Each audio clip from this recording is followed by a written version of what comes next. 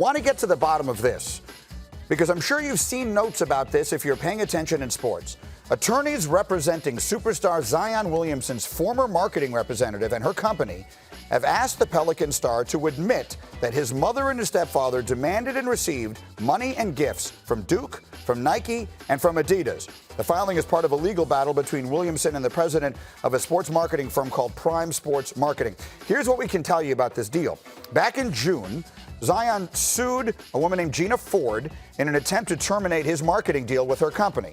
She, in turn, countersued Williamson, the creative arts agency, CAA, and two of its employees, claiming that Williamson breached a 5-year contract. She's seeking $100 million in damages.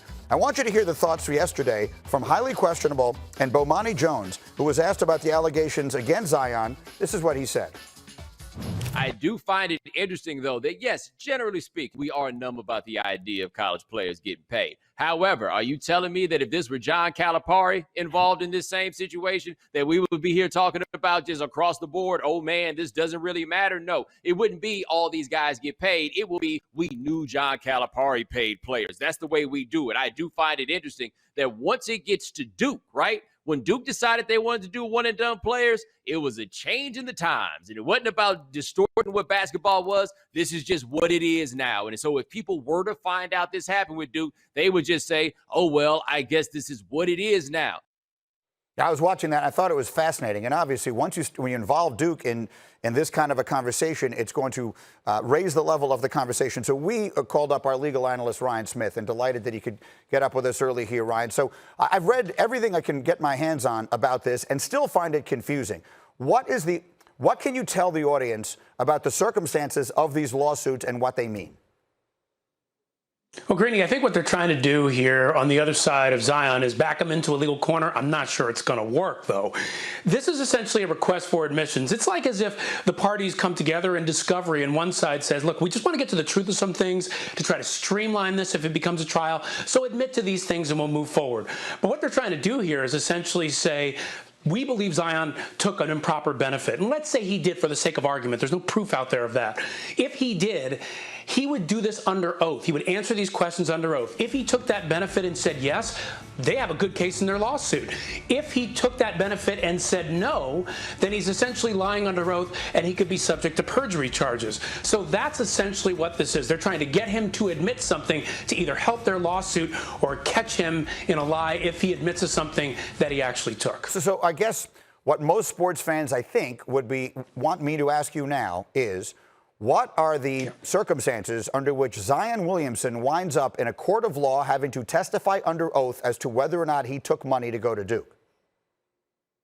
I think we're a long way away from that, and here's why. First of all, if I'm Zion's team, I could have the ability to ask for delays in answering these questions and in responding to this. But not only that, if I do end up eventually fighting this, I'm fighting this and trying to get somebody to toss this out, this whole request.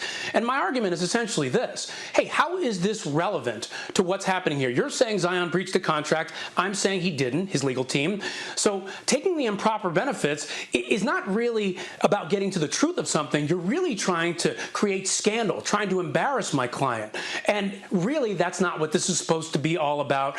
And that could get this tossed out. And if that happens, Greeny, if this gets tossed out and he doesn't have to answer these questions under oath, he may never have to answer questions like these. Yeah, I'm so glad you just said that, because that was the question I kept asking myself as I was reading through this, and I'm glad that I'm not the only one. What in the world does whether or not, I understand people's interest in it, but what does whether or not he took money from Duke or Nike or Adidas have to do with whether he was right or wrong in severing his relationship with this other marketing firm? Yeah, I think what they're trying to say here, what the opposing side is trying to say here is essentially this. Zion has said to them in part of his reply to this, hey, this was never really a contract because you never told me by signing this marketing deal I could forfeit my eligibility. What they're trying to say essentially is, hey, you forfeited your eligibility even before this by taking this kind of benefit. But you know what I think this really is, Greeny? I think this is this other side trying to push for a settlement. If they can embarrass him, if they can keep this out there in the news, if they can actually force him to answer these questions.